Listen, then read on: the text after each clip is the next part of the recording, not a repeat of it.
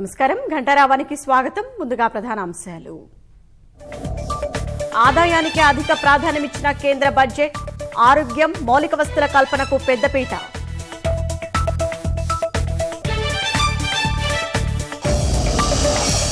పెరగనున్న LED బల్బులు, solar ఇన్వర్టర్ల ధరలు, దిగిరానున్న బంగారం, వెండి, ప్లాటినం ఆభరణాలు.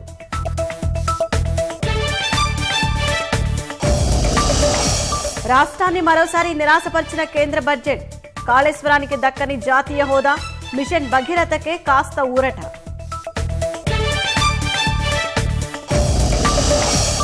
రాష్ట్రంలో పలు రంగాల స్థితిగతులు ప్రస్తావించిన ఆర్థిక సంఘం, సుస్థిర అభివృద్ధి లక్ష్యాల్లో పనితీరుపై కితాబు.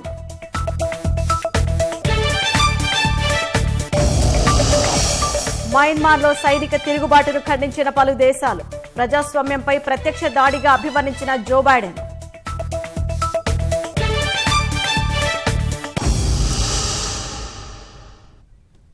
ఆకర్షణీయ పథకాలు, తాయిలాల జోలికి పోకుండా కరోనాతో కుదేలైన ఆర్థిక వ్యవస్థకు జవసత్వాలు కల్పించేందుకే కేంద్ర బడ్జెట్లో మోదీ సర్కార్ ప్రాధాన్యమిచ్చింది. ఎన్నికలు జరగబోతున్న రాష్ట్రాలకు మాత్రం కేంద్ర ఆర్థిక మంత్రి సీతారామన్ పెద్దపీట వేశారు. ఆత్మనిర్భర్ పేరుతో 2021-22 ఆర్థిక సంవత్సరానికి 34,83,236 కోట్లతో ఆత్మరక్షణాత్మక బడ్జెట్ను లోక్సభలో ప్రవేశపెట్టారు. 6 స్తంభాలపై ఆత్మనిర్భర్ భారత్ను నిలబెడుతున్నట్లు ప్రకటించి ప్రధాన కేటాయింపులను వాటికే పరిమితం చేశారు. కరోనాతో కునారిల్లిన దేశ ఆర్థిక వ్యవస్థను పట్టాలెక్కించి ఆదాయాన్ని ఆర్జించి పెట్టే కార్యక్రమాలకు కేంద్ర బడ్జెట్లో ఆర్థిక మంత్రి నిర్మలా సీతారామన్ ప్రాధాన్యమిచ్చారు. 34,83,236 కోట్ల రూపాయల అంచనాలతో పద్దును సమర్పించారు. రెవెన్యూ రాబడులు 17,88,424 కోట్లుగా, మూలధన రాబడులు 16,94,812 కోట్లుగా ప్రకటించారు. వ్యయానికి సంబంధించి రెవెన్యూ ఖాతా 29,29,000 కోట్లు కాగా, వడ్డీ చెల్లింపులు 8,09,701 కోట్లు, మూలధన వ్యయం 5,54,236 కోట్లుగా ప్రతిపాదించారు. ద్రవ్యలోటు 15,06,802 కోట్లుగా పేర్కొన్న మంత్రి ఇది బడ్జెట్లో 6.8% ఉంటుందని వివరించారు.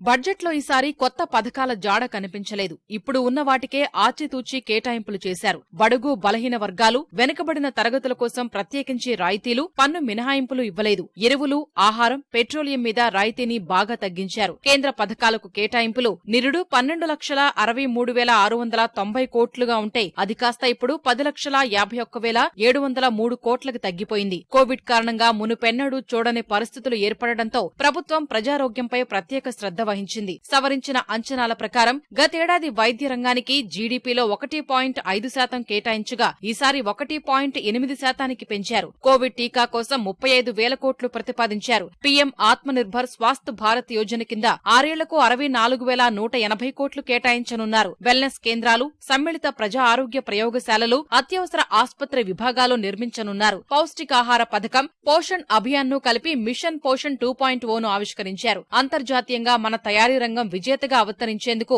2021-22 నుంచి 5 ఏళ్లలో 1.97 లక్షల కోట్లను కేంద్రం ఖర్చు చేయనుంది. మొత్తం 13 రంగాల్లో అభివృద్ధి జరగనుంది. రైతు ఉద్యమ నేపథ్యంలో కేంద్రం పీఎం కిసాన్ సమ్మాన్ నిధిని పెంచుతుందనుకుంటే ఆర్థిక మంత్రి కోత పెట్టారు. మహాత్మాగాంధీ గ్రామీణ ఉపాధి హామీ పథకానికి కేటాయింపులు తగ్గించారు. రాబోయే ఎన్నికలకు బాటలు వేయడానికి ఆర్థిక మంత్రి ఈ బడ్జెట్ను ఉపయోగించుకున్నారనే విమర్శలు వినిపిస్తున్నాయి. తమిళనాడు, కేరళ, అసోం, పశ్చిమ బెంగాల్కు మాత్రమే భారీ స్థాయిలో రోడ్డు ప్రాజెక్టుల్ని ప్రకటించడమే ఇందుకు కారణం. వనరుల సమీకరణ కోసం ఆర్థిక మంత్రి ప్రైవేటీకరణపైనే ఎక్కువ ఆధారపడ్డారు. రక్షణ శాఖ ఆధ్వర్యంలో ఏర్పాటవుతూ వచ్చిన సైనిక స్కూళ్లను ఇక మీదట ఎన్జీఓలు, ప్రైవేటు పాఠశాలలు రాష్ట్రాల భాగస్వామ్యంతో కలిసి దేశంలో 100 చోట్ల ఏర్పాటు చేస్తామని ప్రకటించారు. ప్రాథమిక, మాధ్యమిక, ఉన్నత వైద్య సేవా వ్యవస్థల బలోపేతానికి 64,810 కోట్లు కేటాయించారు. వ్యవసాయ రంగంపై ప్రత్యేక దృష్టి పెట్టిన కేంద్రం రైతులకు కొంత లబ్ధి చేకూర్చేందుకు ప్రయత్నించింది. పత్తి దిగుమతిపై 10% కస్టమ్స్ సుంకం విధించింది. ముడిపట్టు, పట్టు దారంపై ఉన్న సుంకాన్ని 10% నుంచి 15% పెంచింది. వ్యవసాయం, అనుబంధ రంగాలకు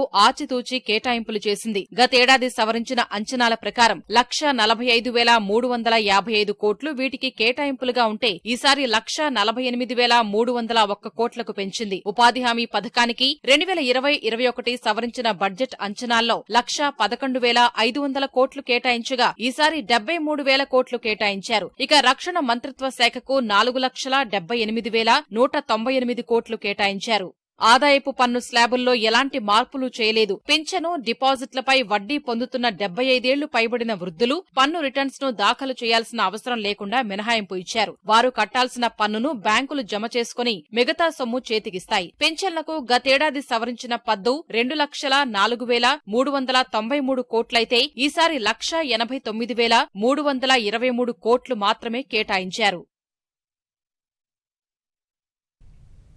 బడ్జెట్లో భాగంగా కేంద్రం తీసుకున్న నిర్ణయాలతో అనేక వస్తువుల ధరలు ప్రియంకానున్నాయి. ఎల్ఈడీ బల్బులు, సోలార్ ఇన్వర్టర్ల ధరలు పెరగనుండగా బంగారం, వెండి, ప్లాటినం వంటి విలువైన లోహాల ధరలు కొంత తగ్గనున్నాయి.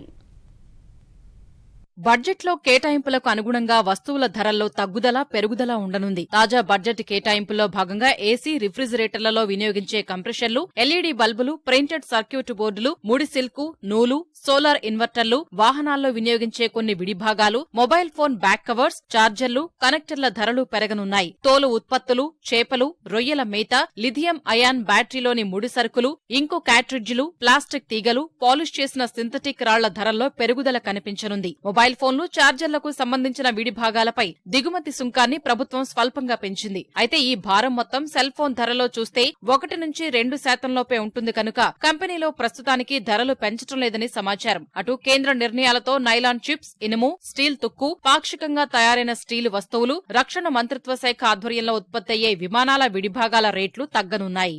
ఏసీ, రిఫ్రిజిరేటర్లలో వినియోగించే కంప్రెషర్లపై కేంద్ర బడ్జెట్ ప్రభావం స్వల్పంగానే ఉంటుందని, కాబట్టి వాటి ధరల్ని పెంచబోమని ఇప్పటికే ఉత్పత్తి సంస్థలు ప్రకటించాయి. కానీ విదేశాల నుంచి దిగుమతి చేసుకునే ఇంకు క్యాట్రిడ్జ్లు, సెల్ ఫోన్ విభాగాలైన కెమెరా, కన్వర్టర్లు, బ్యాక్ కవర్, చార్జర్లపై కస్టమ్స్ సుంకాన్ని కేంద్రం పెంచడం వల్ల దర్జీలు, సెల్ ఫోన్ మరమ్మత్తు దుకాణాల వారు, జిరాక్స్ కేంద్రాల నిర్వాహకులు కొంత ఇబ్బంది పడవచ్చు. పసిడి, వెండిపై కస్టమ్స్ సుంకం 12.5% నుంచి 7.5% తగ్గించడంతో ఆభరణాల ధరలు తగ్గనున్నాయి. కేంద్ర బడ్జెట్పై ప్రభుత్వం, పారిశ్రామిక వర్గాలు సంతృప్తి వ్యక్తం చేయగా విపక్షాలు పెదవి విరిచాయి. ప్రభుత్వం వృద్ధి ఎజెండాతో కొత్త సుసంపన్నమైన భారత్ను నిర్మించే దిశగా ప్రభుత్వం సాహసించిందని పలు రంగాల పారిశ్రామికవేత్తలు అభిప్రాయపడ్డారు. కేంద్ర బడ్జెట్ పట్ల ప్రధాని మోదీ సహా కేంద్ర మంత్రులు, భాజపా పాలిత రాష్ట్రాల ముఖ్యమంత్రులు హర్షం వ్యక్తం చేశారు. బడ్జెట్ ఆర్థిక వృద్ధిని వేగవంతం చేస్తుందని, ఉద్యోగ, మౌలిక వస్తువుల కల్పనతో భారత్ను స్వావలంబన దేశంగా మార్చేందుకు పునాదులు వేస్తుందని పేర్కొన్నారు. అన్ని వర్గాలను సంతృప్తిపరిచేలా కేంద్ర బడ్జెట్ ఉందని ప్రధాని మోదీ కొనియాడారు. గ్రామాలు, రైతుల గుండె చప్పుడును బడ్జెట్ ప్రతిబింబిస్తోందని చెప్పిన ఆయన రైతుల ఆదాయాన్ని రెట్టింపు చేసేందుకు, సాగు రంగాన్ని బలోపేతం చేసేందుకు చర్యలు చేపట్టినట్లు వివరించారు. आज का बजट भारत के आत्मविश्वास को उजागर करने वाला है। आज के बजट में आत्मनिर्भरता का विजन भी है, हर वर्ग का समावेश भी है। ये बजट इन्वेस्टर्स, इंडस्ट्री और साथ ही इंफ्रास्ट्रक्चर सेक्टर में बहुत सकारात्मक बदलाव लाएगा। ये बजट देश के हर क्षेत्र में यानी ऑल राउंड डेवलपमेंट की बात करता रहता है। किसानों की आय बढ़ाने के लिए बजट में बहुत जोर दिया गया है, यानी एपीएमसी को और मजबूत करने के लिए, सशक्त करने के लिए एग्रीकल्चर इंफ्रास्ट्रक्चर फंड से मदद का प्रावधान किया गया है।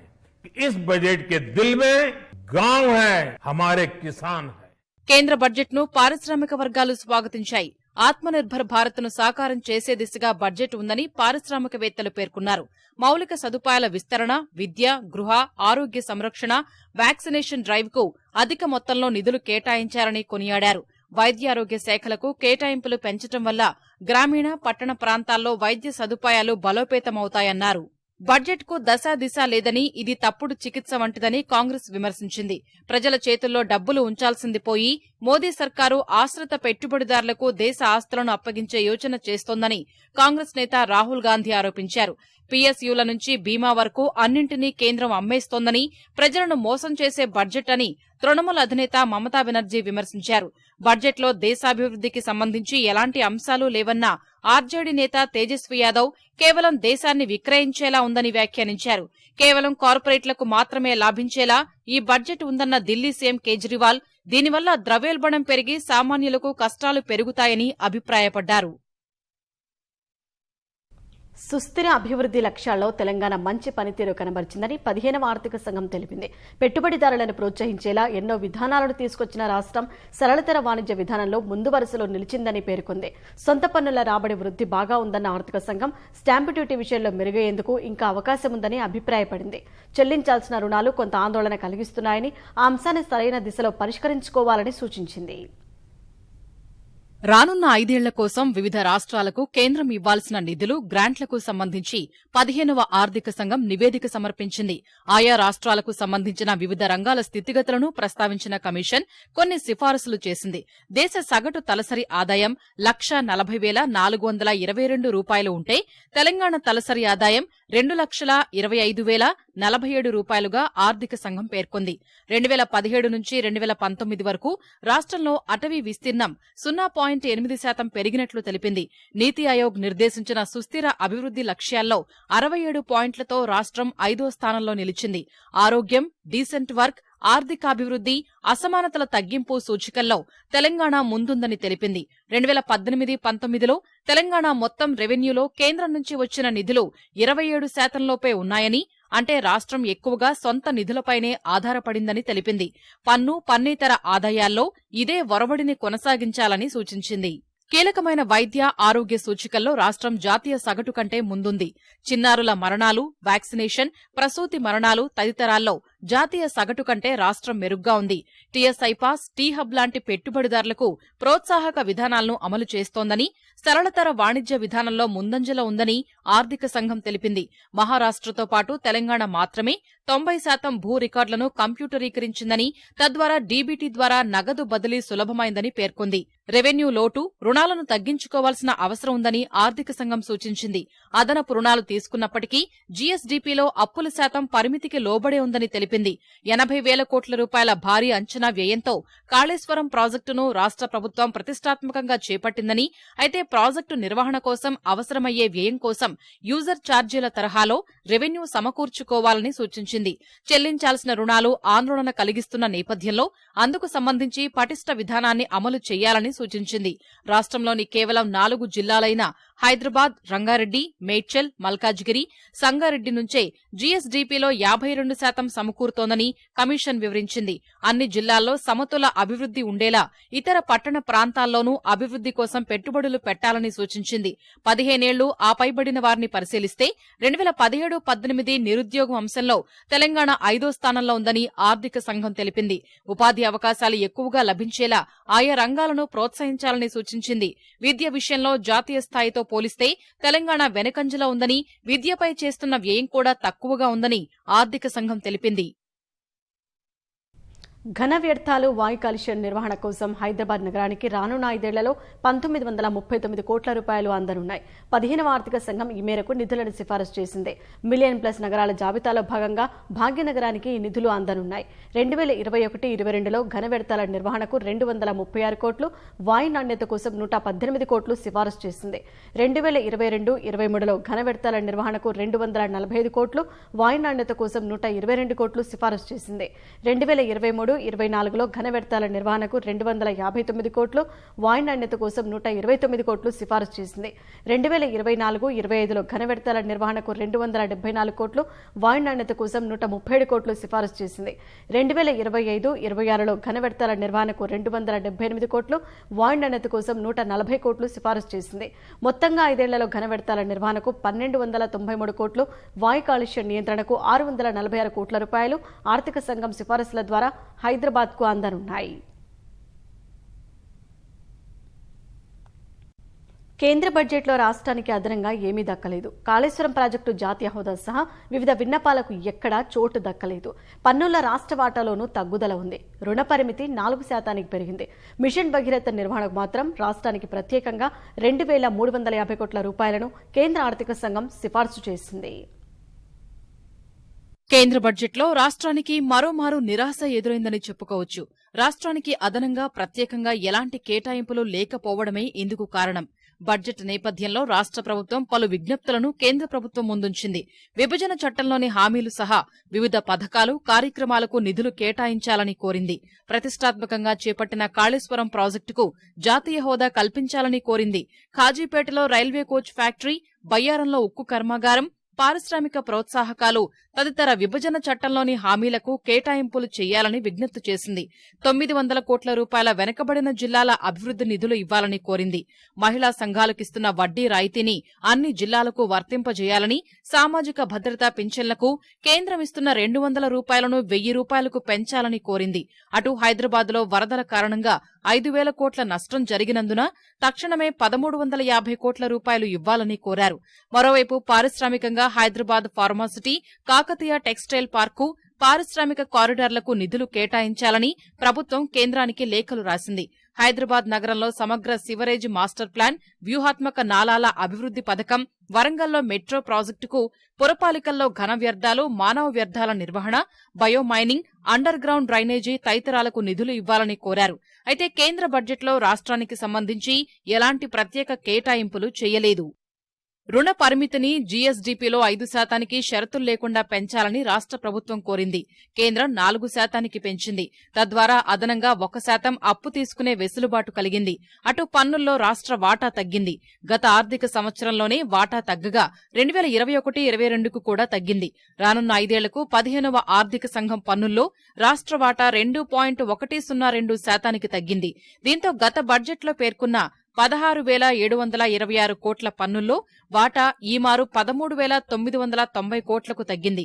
తద్వారా 2,736 కోట్ల రూపాయల మేర తగ్గుదల నమోదైంది. అటు 5 ఏళ్లలో రాష్ట్రానికి ఆర్థిక సంఘం సిఫార్సుల ప్రకారం 1,09,786 కోట్ల రూపాయలు రానున్నాయి. కేంద్రం పన్నుల్లో వాటాగా 88,806 కోట్లు, స్థానిక సంస్థలకు 13,111 కోట్లు రానున్నాయి. ఆరోగ్య రంగానికి 624, పీఎంజీఎస్వై కింద 255, గణాంకాలకు 46, న్యాయ వ్యవస్థకు 245, ఉన్నత విద్యకు 189 కోట్లు అందనున్నాయి. వ్యవసాయానికి 1,665, విపత్తు నిర్వహణకు 2,483 కోట్ల రూపాయలు వస్తాయి. ఇక రాష్ట్రానికి ప్రత్యేకంగా 2,362 కోట్ల రూపాయలను ఆర్థిక సంఘం సిఫారసు చేసింది. ఇందులో మిషన్ భగీరథ నిర్వహణ కోసం 2,350 కోట్లు ఇవ్వాలని కమిషన్ సిఫారసు చేసింది. జల్ జీవన్ అర్బన్, స్వచ్ఛ భారత్ అర్బన్ కు కేంద్ర ప్రభుత్వం నిధులను భారీగా కేటాయించింది. ఆ కోటాలో రాష్ట్రంలోని పట్టణ ప్రాంతాలను నిధులు ఓ మోస్తరుగా రావచ్చని అంచనా వేస్తున్నారు. కోవిడ్ నేపథ్యంలో కేంద్రం ప్రవేశపెట్టిన బడ్జెట్పై మిశ్రమ స్పందన వస్తోంది. గ్రామీణ ఆర్థిక వ్యవస్థపై అత్యంత ప్రభావం చూపుతున్న కీలక వ్యవసాయ రంగానికి భారీగా నిధులు కేటాయించారు. రైతుల రుణాల లక్ష్యం 16.5 లక్షల కోట్ల రూపాయలు నిర్దేశించడం ఊరట కలిగించే అంశంగా ఉంది. ఇక పోషణ అభియాన్ కింద నిధులు కేటాయించారు. రైతుల సంక్షేమానికి ప్రభుత్వం కట్టుబడి ఉందని కేంద్రం పునరుద్ఘాటించింది.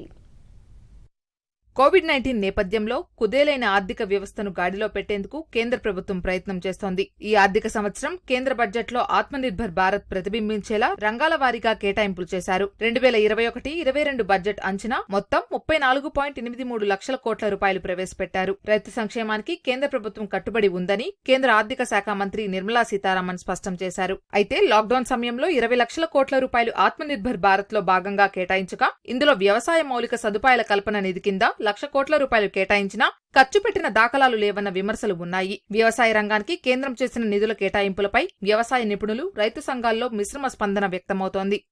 రైతుల కోసం, వ్యవసాయం కోసం ఏముంది అని చూస్తే దాదాపు 0 అనే చెప్పుకోవాలి. ఇంత పెద్ద ఎత్తున రైతుల ఆందోళన జరుగుతున్న సమయంలో, రైతులు ఇంత దుస్థితిలో ఉన్న సమయంలో ఎంతో కొంత రైతుల కోసం, వ్యవసాయ కోసము అలొకేషన్స్ ఉంటాయి అని ఆశించడం జరిగింది. కానీ పూర్తిగా అది అడియాసే మనకు కనిపించింది. గత సంవత్సరము మొత్తం బడ్జెట్లో వ్యవసాయము 5.1% ఉండింది. ఈసారి మొత్తం బడ్జెట్లో వ్యవసాయము కేవలము 4.3%, అంటే దాదాపు 1% తగ్గిపోయింది. 5% నుంచి 4% తగ్గిపోయిందంటే అది ఎంత పెద్ద కేటాయింపుల్లో తగ్గింపు అనేది మనకు కనిపిస్తోంది. కొంతమంది వినియోగదారుల మీద, ముఖ్యంగా ఆహార ఉత్పత్తుల మీద కానీ, ముఖ్యంగా అందరికి సంబంధించినటువంటి పెట్రోల్ మీద కొద్దిగా అసౌకర్యమైనటువంటి లక్షణాలు అవుపడుతున్న, ఉద్దేశాలు అవుపడుతున్నప్పటికీ దీన్ని మనం ఓవరాల్గా భారతదేశం యొక్క బడ్జెట్ ఒక మంచి అవసరాల కొరకు రూపొందించినటువంటి కాబట్టి వేరే విధంగా మనకు దానికి అభివృద్ధిలో ఉపయోగపడతాయి అనుకున్నప్పుడు ఈ చిన్న అసౌకర్యాన్ని బహుశా ప్రజలు అర్థం చేసుకుంటారని ఆశిస్తున్నాం. ఈ ఆర్థిక సంవత్సరం ద్రవ్యలోటు అంచనా 9.5%. 2021-22లో ద్రవ్యలోటును 6.8% పరిమితం చేయాలనేది కేంద్రం లక్ష్యంగా పెట్టుకుంది. ద్రవ్యలోటును ప్రభుత్వ అప్పుల ద్వారా భర్తీకి ప్రయత్నాలు చేయాలని నిర్ణయించిన ప్రభుత్వం వచ్చే ఆర్థిక సంవత్సరంలో 12 లక్షల కోట్ల రూపాయల అప్పులు తేవాలని నిర్ణయించింది. రైతుల ఆదాయం పెంచే ఆలోచనతో బడ్జెట్ను రూపొందించినట్లు కేంద్రం ఉద్ఘాటించింది. కరోనా నేపథ్యంలో ఆరోగ్యం, వ్యవసాయం లక్ష్యాలుగా కేంద్ర బడ్జెట్లో రంగాల వారీగా కేటాయింపులు చాలా బాగున్నాయని వ్యవసాయ, ఆర్థిక, పౌల్ట్రీ రంగ నిపుణులు సంతోషం వ్యక్తం చేశారు. బడ్జెట్ చాలా బాగా చేశారండి. ఏదైనా ఎవరైనా అన్ని అడిగినవన్నీ చేయలేరు. ఆ కెపాసిటీ ఎవరికి ఏ గవర్నమెంట్కి లేదు. ఆత్మనిర్భర్ ఫోకస్ అంటున్నారు, అది చాలా మంచిది. అట్ లాస్ట్ మన గవర్నమెంట్ ఈ సంవత్సరం 2 సంవత్సరాల్లో అర్థం చేసుకుంటున్నారు ఏంటంటే ఫస్ట్ ఇండియా ఫస్ట్ అన్నది. సో ఆత్మనిర్భర్ అంటున్నారు, అది చాలా మంచిది. హెల్త్ కేర్లో 130% పెంచారు అలొకేషన్, అది చాలా మంచిది. మేము మా ఇండస్ట్రీకి అది బాగుంటుంది అనుకుంటున్నాం. అగ్రికల్చర్ కూడా క్రెడిట్ బాగానే పెంచారు. సో దాంట్లో ఈసారి మాకు ఇదేంటంటే యానిమల్ హస్బెండరీని కూడా ఇంక్లూడ్ చేశారు. ముందు అది ఉండేది కాదు, అదొకటి ఇంక్లూడ్ చేశారు, బాగా చేశారు. చిన్న పరిశ్రమల నిర్వచనంలో కేంద్రం మార్పు చేసింది. 50 లక్షల నుంచి 2 కోట్ల రూపాయల పెట్టుబడి పరిమితి వరకు చిన్న సంస్థలుగా గుర్తింపు ఇస్తున్నట్లు ప్రకటించింది. బ్యాంకింగ్ రంగంలో విప్లవాత్మక సంస్కరణలు తీసుకురావాలని నిర్ణయించిన మోదీ సర్కారు వ్యవసాయ రుణాల లక్ష్యం 16.5 లక్షల కోట్ల రూపాయలుగా నిర్దేశించింది. మొత్తంగా ఇది దేశానికే మంచి చేసే బడ్జెట్గా వ్యవసాయ, ఆర్థిక, వ్యక్తిగత నిపుణులు అభివర్ణించారు. తెలంగాణ విషయానికి వస్తే మాత్రం అనుకున్నంత రాలేదు. ఎందుకంటే Telangana as a high performing state central పూల్కు కాంట్రిబ్యూట్ చేస్తున్నది. దాంట్లో మనం ఎప్పటి నుంచో అడుగుతున్నాం మన వాటా పెంచాలని, కానీ దాన్ని ఫైనాన్స్ మినిస్టర్ గారు టచ్ చేయకుండా 41% దగ్గర అక్కడే రిటైన్ చేశారు. అది కాస్త నిరాశాజనకమే. ఎక్స్పెక్ట్ చేసింది ఏంటంటే 7.5% వరకు ఫిజికల్ డెఫిసిట్ ఉంటుందని ఆశించారు, కానీ ఆల్మోస్ట్ 9.5%కి ఉంటుందని చెప్పి ఎఫ్ఎం గారు చెప్పాడు, ఫైనాన్స్ మినిస్టర్ గారు చెప్పారు. FRBM యాక్ట్ ప్రకారము ఫిజికల్ డెఫిసిట్ 3%కే కంటైన్ చేయాలని చెప్పేసి ఒక టార్గెట్ పెట్టుకున్నారు. అది కూడా యాక్చువల్లీ ఈ సంవత్సరము నెక్స్ట్ సంవత్సరానికి పెట్టుకున్నారు, కానీ ఆ 3% ఇప్పుడు ప్రాక్టికల్గా పాసిబుల్ అయ్యే ఛాన్స్ కనబడట్లేదు. ప్రపంచంలో ఆర్థిక శక్తిగా భారత్ ఎదుగుతున్న తరుణంలో కోవిడ్ తర్వాత వచ్చిన తొలి కేంద్ర బడ్జెట్ కాబట్టి చాలా పెద్ద అంచనాలు ఉన్నాయి. ఆర్థిక వ్యవస్థకు ఊతమివ్వడానికి యత్నించినప్పటికీ వ్యవసాయ రంగానికి ఆశించినంత మేర కేటాయింపులు జరగలేదన్న పెదవి విరుపులు ఉన్నాయి. తెలుగుదేశం రాష్ట్ర అధ్యక్షుడు అచ్చెన్నాయుడుని పోలీసులు అరెస్ట్ చేశారు. శ్రీకాకుళం జిల్లా నిమ్మాడలోని ఆయన నివాసంలో అదుపులోకి తీసుకున్నారు. అనంతరం కోటబొమ్మాలి పోలీస్ స్టేషన్కు తరలించారు. పంచాయతీ తొలి విడత నామినేషన్ల సందర్భంగా వైకాపా తెదేపా నేతల మధ్య వివాదం నెలకొంది. ఈ విషయంపై కోటబొమ్మాలి పిఎస్లో 22 మందిపై కేసు నమోదైంది. నిన్న 12 మందిని అరెస్టు చేసిన పోలీసులు ఇవాళ అచ్చెన్నాయుడిని అరెస్ట్ చేశారు.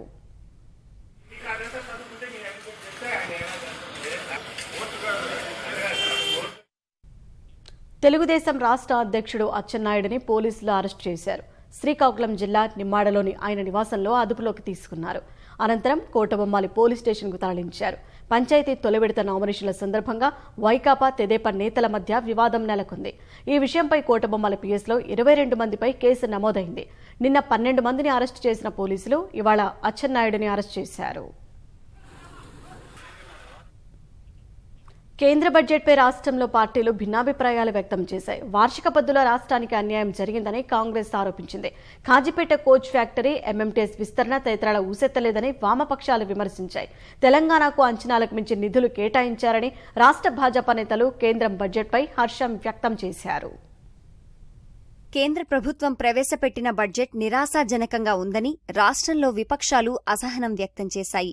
ఎన్నికలు జరిగే 4-5 రాష్ట్రాలకు సంబంధించిన బడ్జెట్లా ఉందని పీసీసీ అధ్యక్షుడు ఉత్తమ్ కుమార్ రెడ్డి విమర్శించారు. విభజన చట్టంలోని హామీల కోసం పార్లమెంటు సమావేశాల్లో చర్చకు తెస్తామని స్పష్టం చేశారు. బడ్జెట్లో అబద్దాలతో మోసం చేయడం భాజపా తెరాసలకు కొత్తేమీ కాదని కాంగ్రెస్ ఎంపీ రేవంత్ రెడ్డి విరుచుకుపడ్డారు. రాష్ట్రం ఏర్పడినప్పటి నుంచి ఇప్పటి వరకు 7 పద్దుల్లోనూ కేంద్రం రాష్ట్రానికి మొండి చెయ్యే చూపుతోందని ఎంపీ కోమటిరెడ్డి వెంకట్రెడ్డి ఆరోపించారు. ఉపాధి రంగాన్ని కాపాడేందుకు ఎక్కడా కేటాయింపులు లేవని పొన్నాల లక్ష్మయ్య ధ్వజమెత్తారు. పేదలకు, చిన్న పరిశ్రమలకు ఏమాత్రం చేయూత ఇవ్వలేదని సీఎల్పీ నేత భట్టి విక్రమార్క విమర్శించారు. పద్దుతో తెలంగాణకు ఒరిగింది శూన్యమని మండిపడ్డారు. సామాన్యుల గురించి కానీ, మధ్యతరగతి కుటుంబాల గురించి కానీ, పేదల గురించి కానీ, ఆర్థిక సంపత్తిని పెంచేటువంటి రంగాల గురించి కానీ పెద్దగా దీంట్లో ఆలోచన చేసినట్టు ఏం కనపట్టలేదు. రేపు ఎన్నికలు జరిగేటువంటి అసెంబ్లీ ఎన్నికలు జరిగేటువంటి కేరళ, తమిళనాడు, వెస్ట్ బెంగాల్, అస్సాం ఈ 4 రాష్ట్రాలు మాత్రం రోడ్లకు ఫండ్స్ ఇస్తున్నాం అని చెప్తా ఉన్నాం. ఆ ఎన్నికల్లో లబ్ధి పొందడం కోసం ఈ బడ్జెట్ను వాడుకునే ప్రక్రియ చేపట్టారు తప్ప దేశాన్ని మొత్తాన్ని ఒక యూనిట్గా మాత్రం డెవలప్ చేద్దామనే ఆలోచనలో రాలేదు. ఏపీ రీఆర్గనైజేషన్ యాక్ట్లో ఇచ్చిన హామీలు కానీ ఇతర విషయాలు కానీ తెలంగాణ రాష్ట్రం నుంచి అనేక ప్రతిపాదనలు ఏ ఒక్కటి కూడా ఈ కేంద్ర బడ్జెట్లో కనీసం ప్రతిపాదించలేదు, మాట్లాడలేదు, మెన్షన్ కూడా చేయలేదు. తెలంగాణ రాష్ట్రానికి, తెలంగాణ ప్రజలకి తీవ్ర అన్యాయం జరుగుతుందని చెప్పి ఇది మరో నిదర్శనం. బడ్జెట్లో ఖాజీపేట్ కోచ్ ఫ్యాక్టరీ, ఎంఎంటీఎస్ విస్తరణ పనుల ఊసే లేదని వామపక్ష నేతలు విమర్శించారు. ఉద్యోగాలు కోల్పోయి విలవిలలాడుతున్న వారికి ప్యాకేజీ ప్రకటించకుండా పెట్రోల్, డీజిల్పై సెస్ వేయడం దారుణమన్నారు. కేంద్ర బడ్జెట్ కార్పొరేట్ శక్తులకు కొమ్ము కాసేదిగా ఉందని CPI విమర్శించింది. This budget is a pro-corporate budget, anti-poor budget. What is the expenditure for generation of jobs? Nothing. Mr. Modi is pursuing a policy framework that is pro-corporate.